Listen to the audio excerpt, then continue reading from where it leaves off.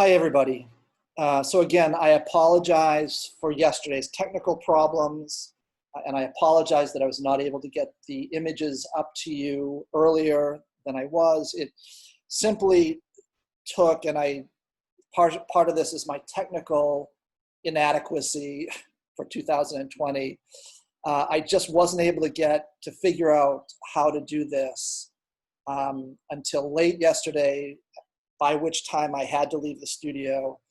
And I've been working on solving this problem all day today. So again, I apologize for the lateness. It was technical difficulties related to online teaching that are outside of my control. Anyway, so I thought the best way to complete the demonstration, which as you have probably seen, is so far in 3 video parts. And those will be all up on Blackboard. So we have 3 videos that are the beginning of yesterday's session and demonstration, and then we will complete the demonstration through this Zoom image presentation. Okay, so before I start on the completion of the demonstration from yesterday, I just want to show the image again of the setup I was working from. You all should have this photograph because I sent it to you as an email yesterday, so you can refer to it as you're watching these images. I just want to remind everybody of the setup. The photograph is a little bit bluer than the setup I was working from, so overall, what I was looking at yesterday was warmer than this photograph is. And so just bear this image in mind, refer to the image I sent you yesterday as I'm going through the rest of the demonstration. Okay, so moving into the demonstration. Actually, before I do that, let me just apologize for some flaws in these photographs as well. Given my limited equipment and the lighting in my studio, I was not able to take photographs that did not have the glare in the upper left-hand corner. It was simply impossible with the lighting condition yesterday to take photographs that did not have that. So we're just gonna have to deal with that. So I left the block in yesterday. I don't think I had started blocking in this light mass, although I may have just before the video ended. Anyway, before this point in the demonstration, I had shown you a way to block in the drawing, a way to analyze the planar structure of the object we were looking at, and then I blocked in the background, and I blocked in the simple value and warm color, given our limited colors that we're using, of the shadow mass. So we have the cast shadow and the shadow mass. So now I'm starting to block in the light mass. So I've started here, and I will move on to the next slide. So this is the completed block in of the light mass. So notice I have blocked in the light mass, but as of now I have left the mid-tone mass on the object blank. So I'm going to now block in a separate tone for the mid-tone mass. So I'm observing the mid-tones separately from the lights. So if we just go back quickly to the source image, or the photograph of the setup I was working from, notice that we can distinguish between not only dark mass and light mass, but we can also identify the mid-tone mass. Right? And those mid-tones on this object are important in setting up the fullness of the form. So we'll go forward to this. I've left off the mid-tone mass, and then here I've added the areas of mid-tone. Right? So if you think back yesterday to the demonstration we did of the imaginary 8-sided column, and talked about how an imaginary 8-sided column would respond to a light source, we talked about the way the planes on the 8-sided column that were parallel to the light source would be the most strongly illuminated planes. And planes that were facing the light source, but not parallel to it. So facing the light source at an oblique angle would be illuminated, but they would be in mid-tone. And then the planes on the 8-sided column that were completely turned away from the light source would be in shadow. So what we're seeing here are the mid-tone planes that are still directed towards the light, but not parallel to the light source. So they are directed towards the light at an oblique angle to the plane of the light source. So these mid-tone planes are getting some light, but not full light. So they're not getting the full light that the center light areas of the object are getting. And then the shadow mass are the planes on the object that are turned completely away from the light source. Another thing I did at this stage of the painting, or another thing I added at that stage of the painting, was I added some dark to the left of the piece of fruit. So notice at this stage of the painting, we can still see contour, and the tone of the ground plane is pretty much even. It's one value. At this stage, I started adding some dark to the ground plane just to the left of the pear, because the ground plane gets darker as it approaches the pear, and it helps to clarify the contour of the pear. So I now have background blocked in.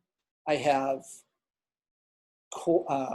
cast shadow, shadow mass, mid-tone mass, light mass. This is also, by the way, a mid-tone mass, articulating and describing the dimple where we find the stem of the pear. So next step. So the next thing I do is I start to incorporate that halftone. So we've talked about halftone extensively. So we don't want our shadow mass to abruptly turn into mid-tone mass, right? Or abruptly turn into light mass. So we're thinking about this as all light mass. We want to use a halftone to transition the shadow into the light, okay? So I start stitching in, or I call it stitching in. I start to indicate, paint in little strokes of a halftone, a value that's transitional between dark and light, right? So it's a tone that's in a value between these two tones. And often you find that halftone that transitions shadow into light is in fact cooler than both the shadow and the light. And I found that to be the case on the pear I was looking at yesterday. So the halftone that I'm stitching in here, putting in little strokes of that halftone, that has a cooler temperature than either the light or the dark. So I stitch in the value for the halftone, and then using my dry brush, I blend that halftone. So we're now starting to get a smooth turn from the shadow into the light as that shadow mass rolls towards the light and rolls into the light mass on the pear, okay? So the next step is I note that there's a fairly prominent reflected light on the shadow side of the pear.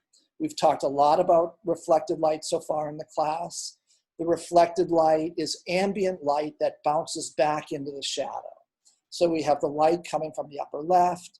The light hits the planes of the object that are facing the light source, either the planes of the object that are parallel to the light source, or the mid-tone planes that are turned at oblique angles to the light source. The light hits those planes on the object, but does not hit the shadow mass. But light passes by the object and then bounces off a variety of surfaces around the object and back in to the shadow side. So we get that reflected light, and the reflected light is always going to be more visible the closer the form gets to reflective surfaces. So there's a more visible reflected light towards the bottom of the object. I noticed that the reflected light had a slightly warmer tone to it than the main mass of the shadows. And I want to show you a close-up of the way I'm blocking in the reflected light. So as I'm blocking in the reflected light, notice that I'm using strokes that I place in such a way that they read as if they're wrapping around the direction of the form, right? This plane is moving from a point that's closer to us here to further away as that form moves around in space. So I'm putting the strokes in a manner like this to reinforce that volume of the object, okay? So I place those strokes, and then moving towards, excuse me, before I go there, I place those strokes, okay? And then I will subtly blend them. Okay, the next thing I look for is after I've put in the halftone, I notice, after I put in the reflected light, I notice that the core of the shadow could be emphasized a little bit more, and it can, and I notice that the core of the shadow could be redone in a way to better reflect the shape of the core of the shadow. So the shape, that kind of zigzagging shape of the core of the shadow as it wraps around the volumes of the pear. So I then doing the same thing I did with the reflected light, using strokes that wrap around the form, I go in and clarify and emphasize that core of the shadow. Here I'm using strokes that wrap around the volume as it rolls up toward the top. Here I'm using strokes that wrap around the volume as it rolls this way on the form. And so I'm doing that both to use marks to reinforce the volume, but also just to maintain my thinking about this object as I'm painting. I want to think about it as a fully round volume, right? I want to maintain the idea that this is not a flat surface, but this is a space that includes a fully volumetric object. So I'm wrapping that core of the shadow around in space. I've also done some work at this point to make the transition between the halftones and the lights a little bit more subtle. I've done some blending between the halftones and the lights with a dry brush, trying to refine the painting trying to refine the rendering of those smaller forms. Okay, so I've stitched in those strokes of both reflected light and core of the shadow.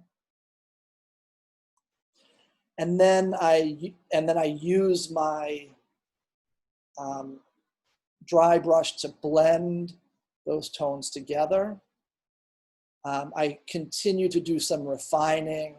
I'm looking at where the halftone is on the form. I'm adding halftone where necessary. I'm adding some variations. You'll notice some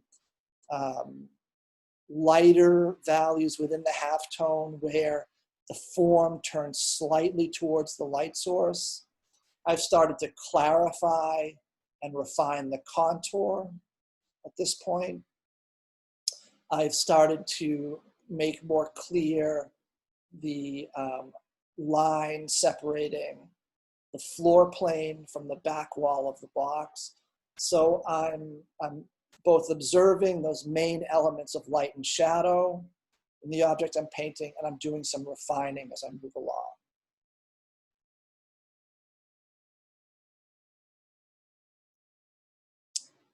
So I'm further refining here. I've started to, again, add some more tones down here. and just progressively refining the painting.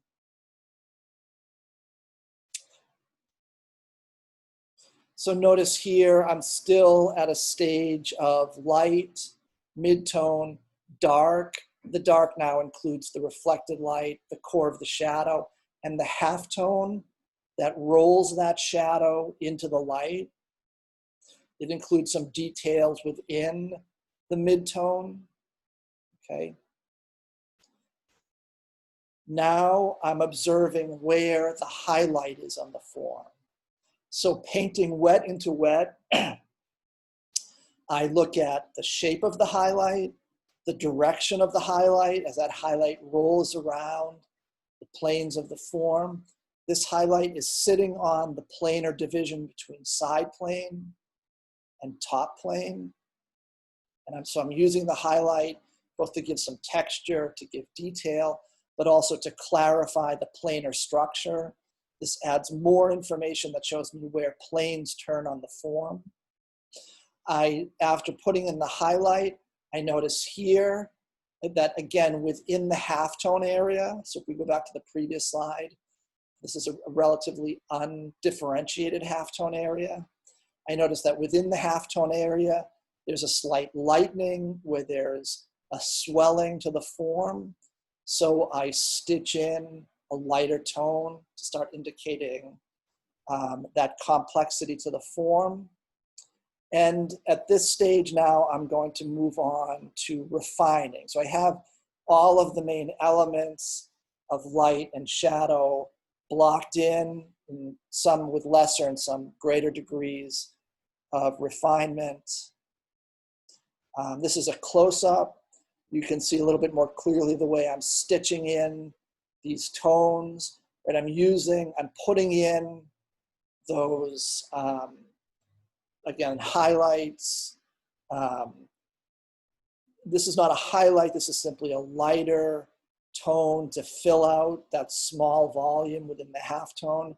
I'm noticing here that there's, again, a swelling in the form that I can indicate by bringing in some slightly lighter values. I'm doing the same down here. So this is now looking at details that I'm building into the form. I'm noticing that there's a lighter tone as the top plane of the pear dives in to the dimple created by the stem. So I'm looking at all those refinements or those ways I can refine and clarify the form, and I'm adding in the necessary value and temperature to do that, stitching those colors in. I've added some halftone here because I noticed that the halftone should have been darker at this point in the form. And then finally, I bring the painting to the point that I finished the demo yesterday. I would have, if this were a painting I was going to finish as one of my own paintings, I would continue to clarify. But the main elements of light and shadow, the main elements of the form have all been added in. A certain amount of refining has been done. So ideally, you want to bring your painting to a stage something like this, according to your own way of working. Now, I have a certain way of working. I'm not saying you have to make a painting that looks exactly like this, but you want to have all of those elements of light and shadow that help construct a completely believable sense of a fully volumetric object in a three-dimensional space. So again, this is the last stage in the demo I did yesterday. So I hope that's helpful. Again, I apologize for the technical difficulties yesterday, and I will hopefully have them resolved by early next week. Okay, have a great holiday weekend, everybody. Bye-bye.